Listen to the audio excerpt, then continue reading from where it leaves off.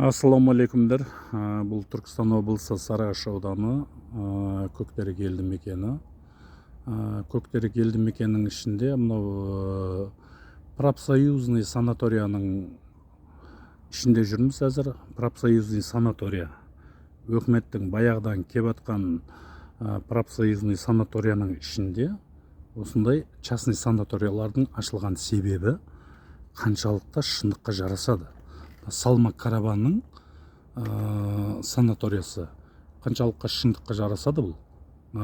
Осы жерден ашуға шынайы құжат және де лицензия, осы санаторияға деген лицензиялары бар ма бұлардың?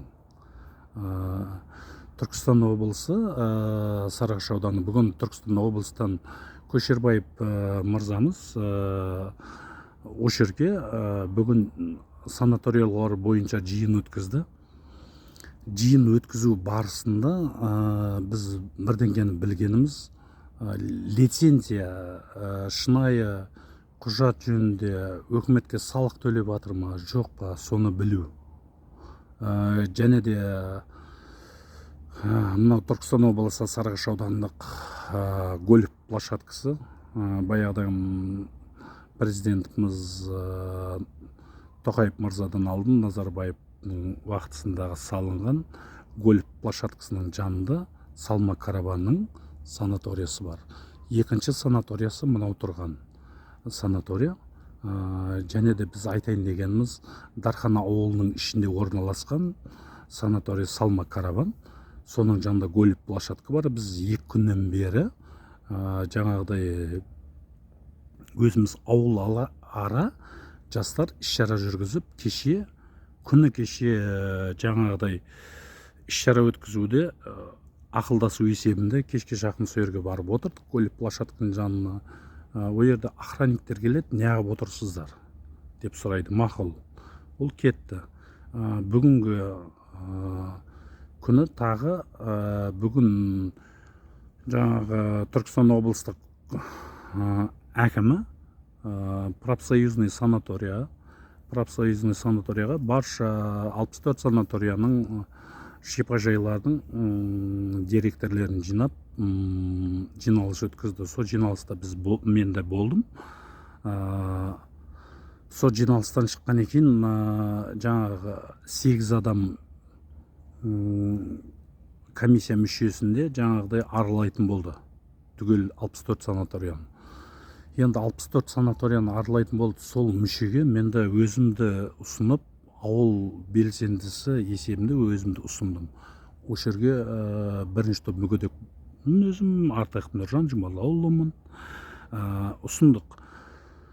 Сол ұсыныстан кейін біз өзіміздің ауылда, Дархан ауылында тағы бірнеше санатория бар. Сол санаториялармен өзіміз ара жаңағыдай ақылдасып, 1-2 санаториямен жұмыс істедік та, сонымен кешке жақын өзіміздің Дархан ауылында келесінің жағасында стадион ашылған. Сол стадионда ақылдасып, кешке жақын жас балдар, жастар жөнінде бір іс-шара жүргізуіміз керек болды.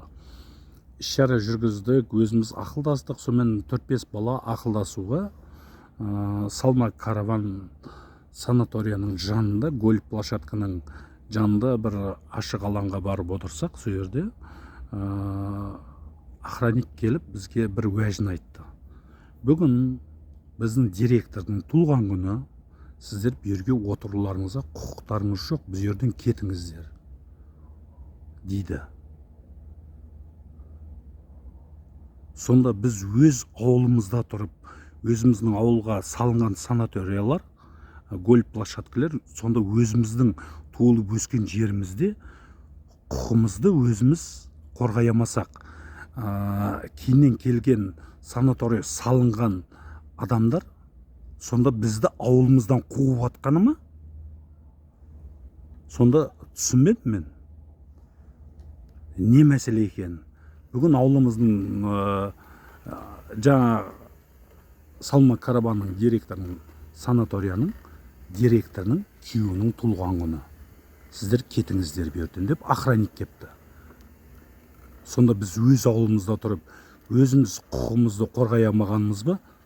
Сонда жан жақтан келіп санатория саған адамдарға біз бойын сынып, солардың алдымызда басымызды июіміз керек ба? Біздің халқымыз, біздің еліміз, Дархан елімізде сондай жағдайлар болып жатыр. Президентіміз Қасым Жомарт Тоқаев Кемелұлыдан сұранатынымыз, бұл қаншалықты шындыққа жарасатын нәрсе? Сонда бізге жан жақтан келіп санаторий салып, бізге билік жүргізу керек па? Мен соны түсінбей қалдым. Мына Салма Караван деген санаторияның иесі келіп бүгін туған күні екен. Туған күнінде бізге сонда өзіміздің ауылдың құқығын қорғап, өзіміздің ауылдың жастарының құқығын қорғап жүруге біздің құқығымыз жоқ па? Бұл санаторияның иесі сонда өзінің президенттен жоғары қойып, халыққа жаңағыдай бойын сынғысы келмей жатыр ма? Мен түсінбедім. Біз сонда кімге сеніп халық өмір сүреді? Сонда мысалы әрбір келіп ауылға келіп санатория салған адамдарға бойын сынамыз ба біз? Бұл Түркістан облысы Сарыағаш ауданы Көктерек елді мекені, Дархан ауылы.